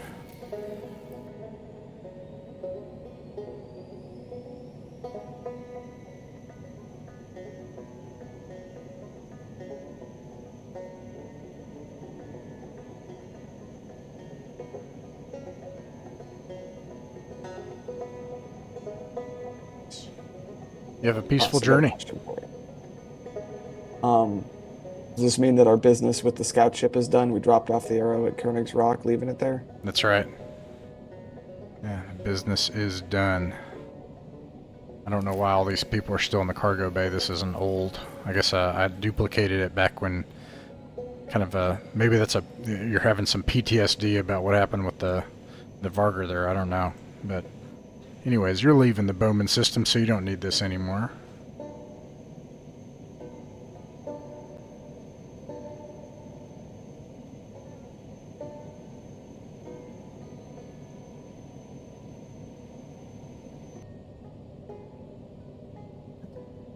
And you get to a safe jump distance in the Bowman system. You enter jump space. You're there for a week. So you're there for a week, traveling. You've just got your regular crew back. No weirdos on board or anything like that. And yeah, and it takes a week to get to the Squalia system. Pretty sure. Bowman Squalia, yeah, direct jump. And after a week, about 168 hours, books. How are the engines? Forgot to ask about that after bringing her out of the dock. We have 8 for the engines. 8. This is the retro future of the 70s here, so I like to imagine that these are, you know, there's some manual aspects to this. So the scout ship, you know, maybe has like an actual, I don't know, like a cyclic or something that you actually you use to fly. I like to imagine that because this is a Beowulf, like a free trader, you've got this big a yoke like this, you know, and Chapman, you have not had your hands on a big yoke of a free trader now in what, 3 months, 2 months? Wait, and you're not the pilot anymore. No, It's I'm the pilot anyways now. Bellamy. So it's been a long time for you. Oh yeah, no, this is great. This And is fantastic. you can feel like the kind of the humming of the fusion drives through this ship. You can tell that it has weight to it and this displacement, you know, and you've got this yoke, and you can feel it as it backs away and departs from that dock, and then they escort you out, and the lady becomes part of your body. Awesome. I should ask, is navigation harder on the lady than on the scout ship, since it's not? You know, It is. Yeah, you don't I get gotta your pull up the accent. yeah +2 dice modifier. Yeah, in books, as you go out, everybody's in their vac suits. They're strapped in. You know, you got your weapons on. You're sealed up and everything because you're in that initial phase before you get out to cruise. In books, you bring up on a multifunction display, or maybe it's not a multifunction display. Maybe it's like a CRT, and it only displays in monochrome lines stats about the engines, you know, and they kind of come up in a eye blazing, you know, like burn your eyeballs out monochrome green. These engines are humming. The lady is in great shape. Nice. Awesome. Yeah. And Awesome. You also are able to travel out to the jump point without a problem. Spend a week in jump space, and you exit jump space. 168 hours later, what's the result of the nav check? And 10. Nice. Let me bring up Easy. Squalia.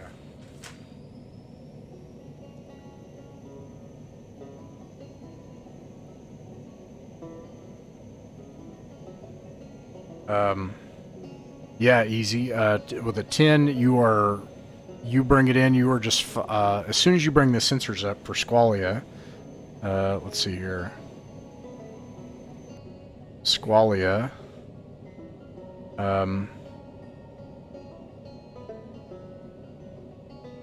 Just has 5 planets, no gas giants, and it's a yellow-white star. And in fact, this place, it almost feels like, well, you wouldn't know what this is because you all are not even human in this sense. You're not Soleimani. But it's like Sol. Like there's, you know, a number of main planetary bodies around a yellow star. It at least looks like it. And as you get closer to Squalia Prime, it is a beautiful blue dot with a swirling, massive weather system swirling above a beautiful, oxygen-rich ocean world. And you know that for Bellamy and for Shipley, the job you did was off toward, you know, further out in the solar system in one of the planetary belts on a planet. But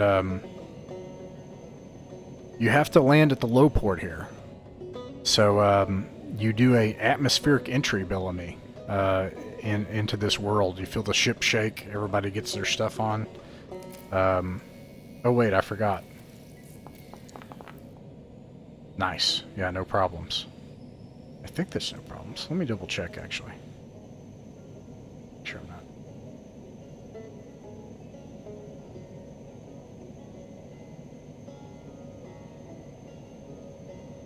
Oh, yeah. Oh, you're good. Yeah. Peaceful journey for 5 hours. You do this deorbit with the lady. You contact the control tower, and you immediately receive a bunch of information through the Ott Park Federation's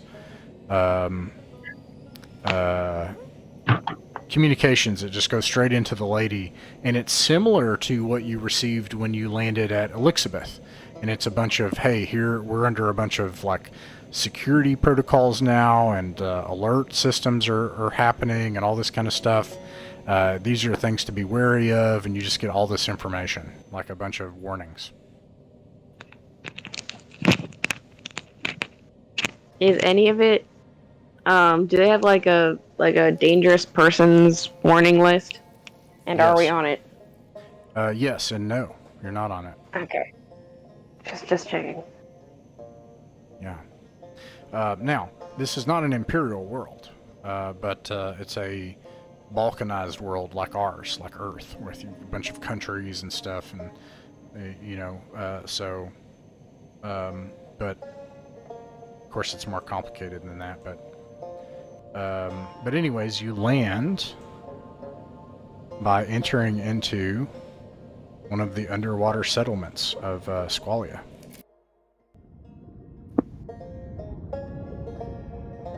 And there are these like underwater cities, these domes and towers underneath that stretch on for miles. And this is the Ott Park Federation. It's the kind of main starport of the planet and one of the larger countries in the planet. And you land there, and you head out. And let's see. Something that you immediately notice is all the displays cycle a message. Let me see if I can.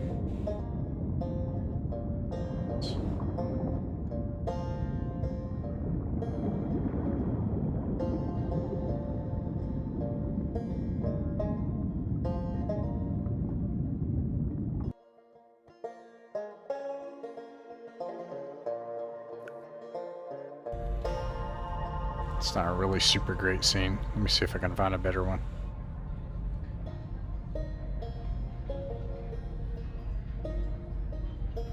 I'm just going to put you on your patron encounter. Well, that's not good either. This one. So, you get out, you're starting to hit through customs, and there's some display screens in places, kind of like, TVs, like at the starport. And every so often, the Imperial Sunburst will show up. And you notice that, like, the Imperial Sunburst, that depending on its color and the field it's on, represents different things, like the Imperial Navy or the Scout Service or the royal family or the nobility. And this one is the royal symbol. And it'll like come on, and it'll wave, and then there'll be some notices, and then you see a man, a rather portly man, with a cropped, like a beard, and partially bald, and he's got a Imperial Navy uniform on, and you immediately recognize the rank as a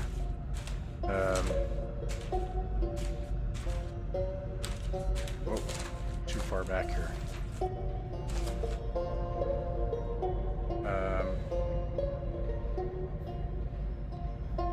Admiral, anyways. And I'm trying to find the ranks. Let's see, it probably just stops there. Navy Admiral, yeah, so it's an Admiral. And I didn't know if they had like 2-star, 3-star admirals, stuff like that. But and he's giving a message, basically, and again, this is not an Imperial world, but it just loops. and then it'll go away, and there'll be other stuff, like the passenger board even has this. The passenger board and cargo board will come back up, and it'll stay up for 15 minutes, and then it'll go back and loop that message again. Is it just, what is it? What's the message? I'm going to do my monologue. Oh, I will tell you the message. okay. Let's see. Let's see. Yes. What is this? Here it is. I am Admiral Jebediah Hopekul, Supreme Commander of the Iterati's First Fleet. We have declared martial law throughout District 268 on behalf of His Grace Sir Bledy Alexander Hulisin Adarkai III.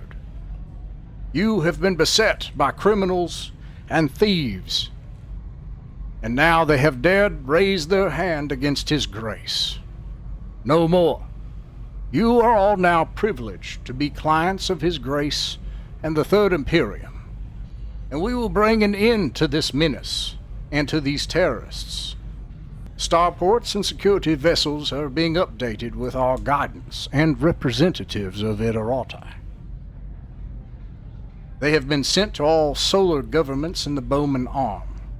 If you cooperate, no harm will come to you, and together we will bring District 268 into a future that will secure a grander, more prosperous worlds across the Spinward Marches than it has ever known. And then it goes back to that flag again. Oh boy. And you can also see that there are, so on Rally, there were like these black uniformed with helmeted, guards, and there are a bunch of them among the customs officials.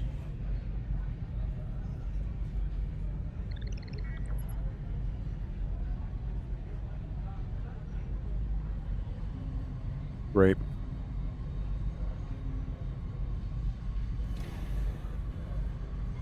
Well, I don't see how it changes anything for us.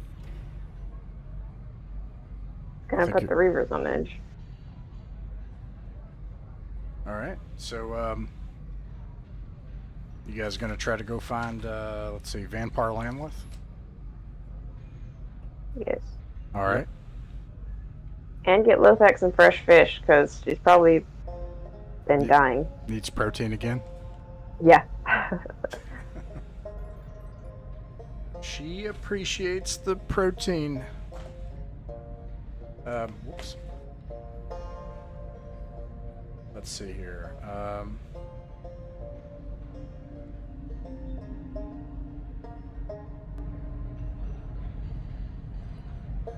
So, you find in short order,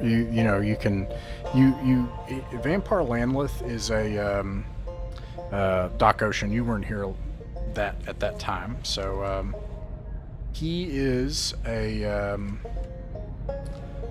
Wait, before we go do anything, are we splitting up so the new people aren't with the group that came here last time?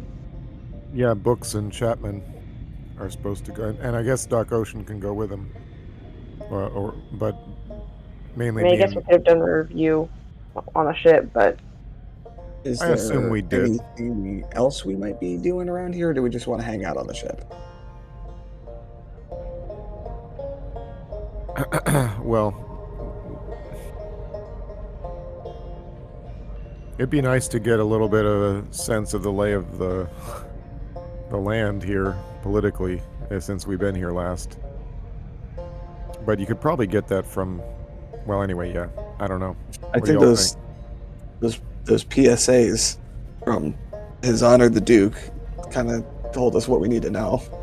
Yeah, well, I think I could add a little, a little detail, a little granularity to that, essentially. So, just describing this from last time, because Doc Ocean wasn't here. So Squalia is a water planet, and after you leave the starport and go outside of customs, everything kind of narrows, and everything is like this like tube, like honeycomb kind of structure, like a ant hive that goes everywhere. It feels claustrophobic everywhere, and it also kind of feels like the whole place has this sterile chemical smell, like a hospital. And everything, all these tunnels and corridors have a bland teal, curvy appearance. They're breaking up the chemical smell. There are all kinds of seafood joints, and they smell, if you like seafood, really, really good.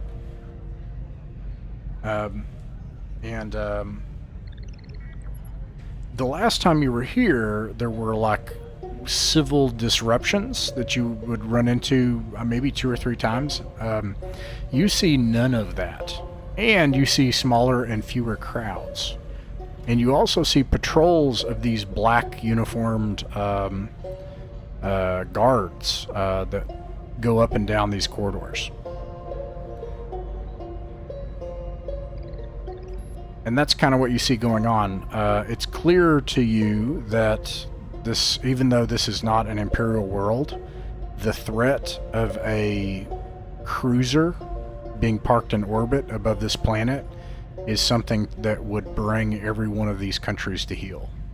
And the largest country, the Federation of Otpark, is complying with Duke Iterati.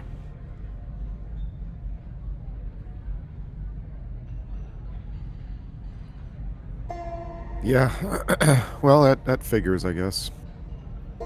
I think we should just sort of send Books and Chapman to do their little thing and then follow them up. All right, Books and Chapman, are you going to kind of ask around kind of obliquely in bars about stuff, or are you going to just try to hunt this guy down and ask him directly about the AI?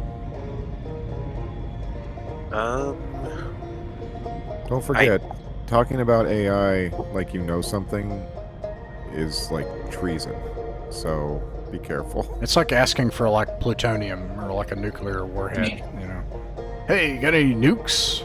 Like, you know. In that case, I'm thinking the direct approach. What do you think, Chapman? I'm okay with that.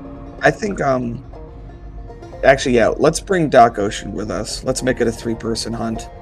Oh yeah. Okay, I'm game. All right. Yeah, Well, yeah. Sounds good. It's not hard to find him because he is a pretty major business personality. He is the owner of a company called Landleth Prospecting. At least that's one company he owns. And getting a meeting with him is not as easy, and you will need to make a admin or bribery check. So somebody will either have to have that or jack of all trades. I have admin 1. Then you can make the check. I'll say that since you're, you'll need to get an 8 on a 2d6, admin 1. Do I add anything to that, or is it just a straight 2d6? Yeah, it's just 2d6. Okay. Nope. Yeah. Coming in from the outside and trying to gain an audience with this, pretty significant business person is no easy thing. Now, you can take time to do this. If, like, you want to, like, delay having the main, the reps from the lady meeting with him, you could just take time.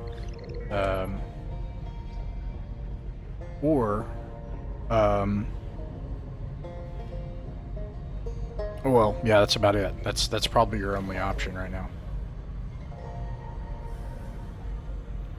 We have to be super careful because I don't know if the designation of us as being enemies was only good on Raleigh or what, but it was issued by Iterati.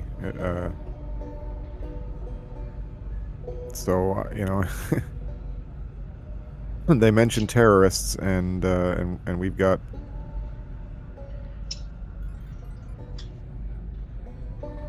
Anyway. No, I agree. We definitely have to be careful.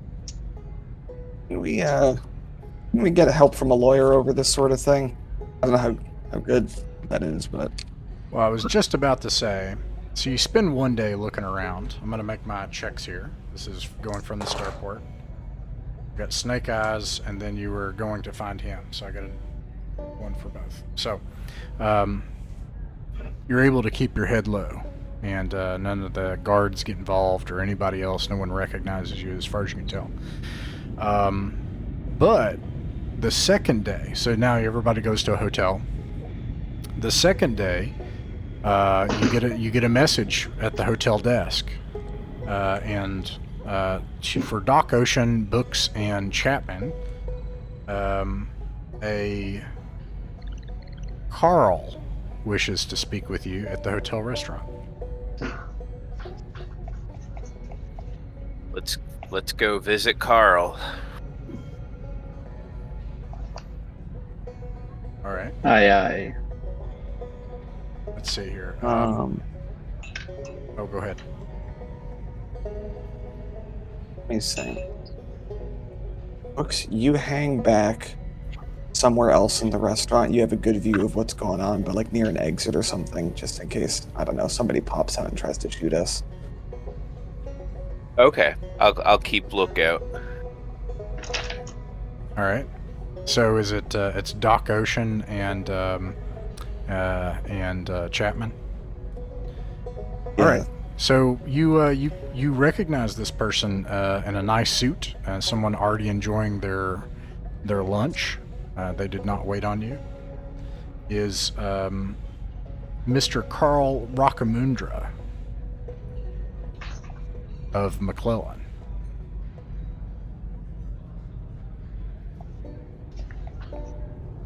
Wipes his mouth, looks at you, Chapman. He says, "Hello, Mr. Chapman.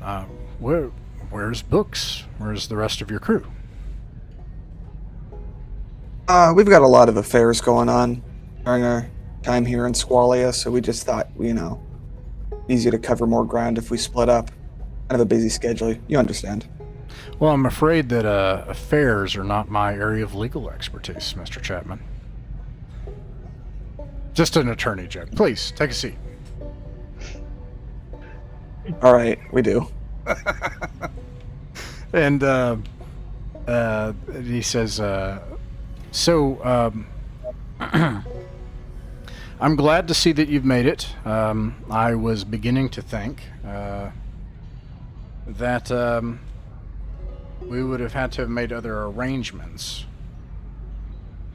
But the nearly 250,000 credits is still in order for you, and we also have some other things that you might find useful. And he puts a case on the table. All right, we'll discreetly take a look at that. You like open, look at the case. Inside of the case is a bunch of credentials and ID tags and identification, and at the bottom of the case are a bunch of vouchers and a load of credits for some nice clothes. Is this what starting over looks like? Because I'm surprised how tightly you can fit that into just such a small container. Whole new life. Funny you should mention that. I don't mean any offense by this, Mr. Chapman, but I don't suppose anyone in your crew has some experience as a liaison or when they were in the military, an aide-de-camp, or worked with the state, or an embassy, or anything like that. Yeah, I think we can maybe help you out there. Why do you ask? Well, it might prove useful in this case. Have you met with our mutual friend yet? He means Van Parlanleth.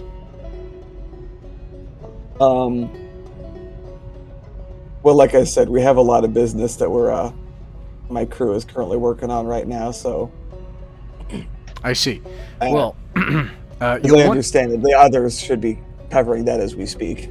you'll want to maybe accelerate some of those affairs, Mr. Chapman, because a lot has happened here in the past 3 weeks, and we're running out of time. You'll want to speak with Vanpar Lamleth soon, and when you do not reveal our conversation or my presence here or anything that's in that case. Everything in that case will allow you to act as purchasers from Kelstar LLC. This will give you a direct in with the Sea Harvester executives. When you do that, we want you to find out who is responsible at Sea Harvester for them violating Imperial law, which in the last 3 weeks we have confirmed is indeed happening. Or has happened, as it were. Sounds nice and doable to me. When you're ready, we'll have transportation available in the business section of Pegasus Starport. You'll need to take a taxi here from Ott Park to Pegasus, and in the Focia province. And from that business starport, you'll meet with a public affairs representative from Sea Harvester, one Mr. Jorge Chan.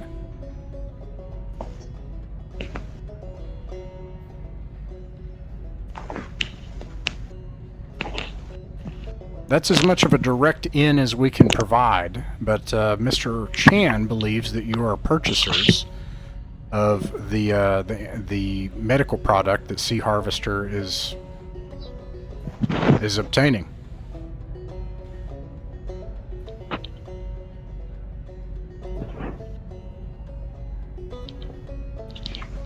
Apologies, Russ. I'm taking notes. Oh yeah. I'm actually quite excited. I'm willing to share that with Carl. Just that this is a lot more than we're used to working with. You know, we have to do a lot more improvisation normally. So I much appreciate being one of the more convenient business partners we've had to work with in some time. I'm very happy to hear that, Mr. Chapman. Now, lunch is on me, but I'm afraid I had to finish early, so I have my own affairs that I have to deal with. So, best of luck, Mr. Chapman. We'll want to hear from you. You can find me here if you leave a message with this hotel staff. That message will be secure if given to the staff. I give him a healthy handshake and say a pleasure as always. All right.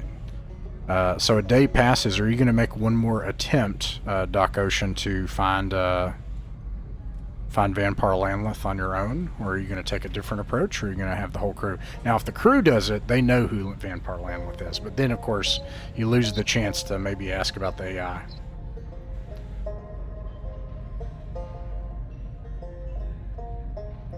I mean, I'm willing to give it another shot if you all are. All right. Let's see. Day 2. And this is... keeping track here. That is 7 days, and that'll bring us to 8. So you're 30 days so far this session. Man, 30 days in a session. Yeah. Good thing we have a bunch of cash. Yeah. Well, we're moving fast, too. Yeah. Most of the session felt like you finished a big project and you get to close like 20 tabs in your browser finally. All right. Well, We haven't even addressed the second window yet, though. yeah. So, Doc Ocean, your admin skill. I'm also curious, what does it look like? Like, what are you doing here in this undersea, cavernous city to try to find the business owner of this Landleth Prospecting Company. I start by looking in the yellow pages, which I assume are a real thing now. Exactly. Like, since we're back in time. Yeah. Start looking through the yellow pages, and then I start contacting other developers to see if I can get an in that way. Yeah. All right, roll 2d6 to get an 8.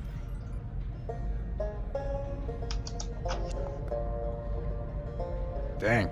Ooh, so close. All right, a second day passes, and you're running out of time to get this job done, and you have 2 weeks. Yeah, we just need to go to the meeting, I think, just as a crew. All right. Unfortunately, you do that. So you arrive.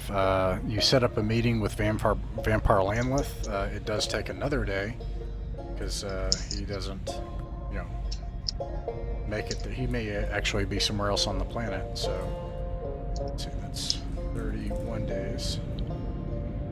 And he says, "Oh, good to see you again. Whoa, where's Mr. Marcello?" He went his own way. Oh, I hate to hear that. I suppose that could be the life of a traveler sometimes, though. Sure can. Very well. Well, it's good to see you again. I promised you a job. We're delivering that and bringing justice to McClellan, and I have a job for you, and it pays quite well. And we can end McClellan's grip on this planet. In fact, this martial law thing that's coming from the Iterati Colonial Authority, it's good timing, actually, for our independent operation. We could use this time to clean house, get these corporations out of this solar system. What's the job? He crosses his arms, leans back. I'm sensing a bit of an icy tone, Captain. Is everything okay? Shipley's gonna step in and say that it's been we've had considerable difficulties since we left, and a lot of them had to do with the corporations. So, while the last time we met, our loyalties weren't quite decided on who to support here. We've since hardened our stance a bit. I mean, have you seen all of those commercials? She put it way better than me. That's for daggone sure. I see. I hate to hear that. I wish that you'd stuck around and kept working for me. I've had some jobs come and go since then. But, Sir Shipley nods and glance this week. We've often thought the same ourselves. Yeah. Well, I give Shipley a look. I turn around and walk a few steps away across the office. Oh, man. These corps, you know what I'm saying? These corporations. Trying to find the pay. Oh, 100,000 credits. Yeah, so he says, all right, the bottom line is McClellan Industries has a subsidiary here on Squalia in another nation state, and they're conducting an illegal operation that falls outside the bounds of imperial law. So, yes, again, precisely. It'll be easily enough evidence to end their operations here and drive them out of the solar system. Wait, so the AI wasn't enough evidence? I'm afraid not. The AI had to be handled delicately, but it was part of a broader plan that's coming together. Oh, yeah? Aye, yeah. But, well, anyways, there's a human, a Xeno rights group here on Squalia. They're called the Pan-Galactic Friends of Life, and they have been watching some of the we have some outdated customs here on Squalia. You see, it's part of our culture. They're regrettable. When locals do it, it's one thing, but off-world opportunists from a mega corporation, I think that this group might have found its smoking gun. And there's this massive sea life here called a Dagadasi. It's a city-sized maritime organism.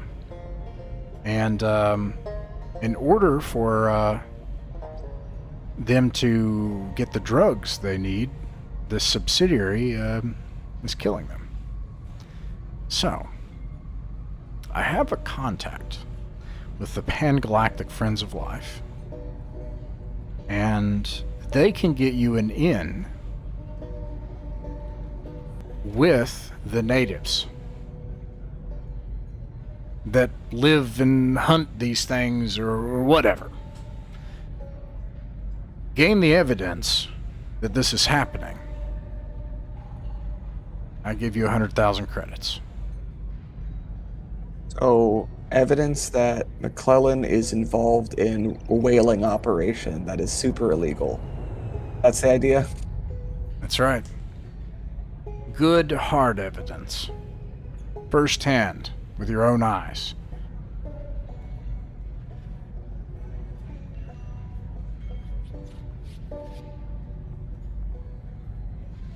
And then we just bring it back here to you? It's that simple.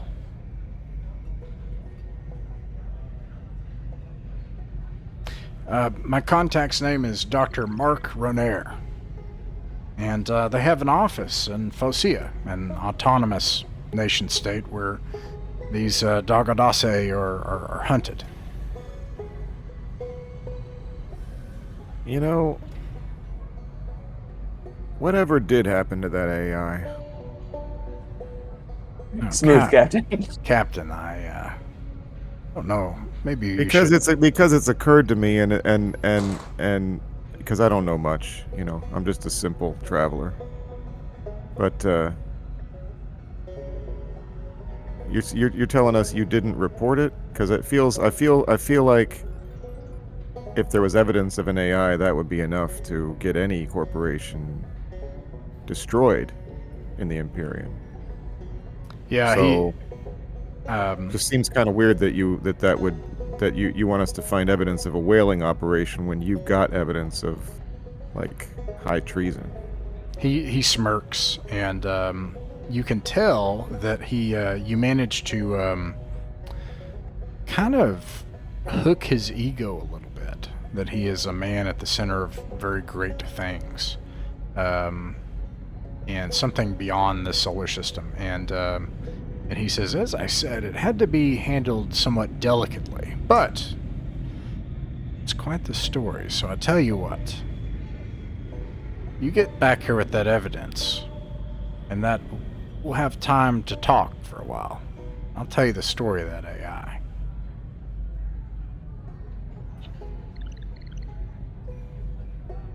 Well, sounds like a story worth hearing. That's where we'll end the adventure for the night.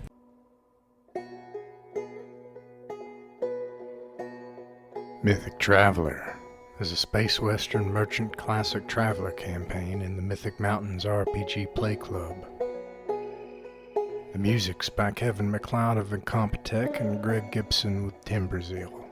Classic Traveler is one of the first tabletop role-playing games, and the first sprawling space simulator game ever created, by Mark Miller and Games Designer Workshop. You can find the free facsimile rules of Classic Traveler by Far Future Enterprises in the description. Mythic Mountains RPG is an online play club that focuses on folk RPGs. Those are the RPGs that aren't run or controlled by some huge corporation, and they don't have some set way to play and ain't nobody can tell you how you can play them. We play them however is the right way, and that's the way we want to do it. The table is the authority. We upload our games weekly on YouTube for everyone to enjoy and sit in without performances, fancy equipment, or monetization. It's just a group of people playing folk RPGs our way. You're welcome to join us, but until then, be safe out there between jumps.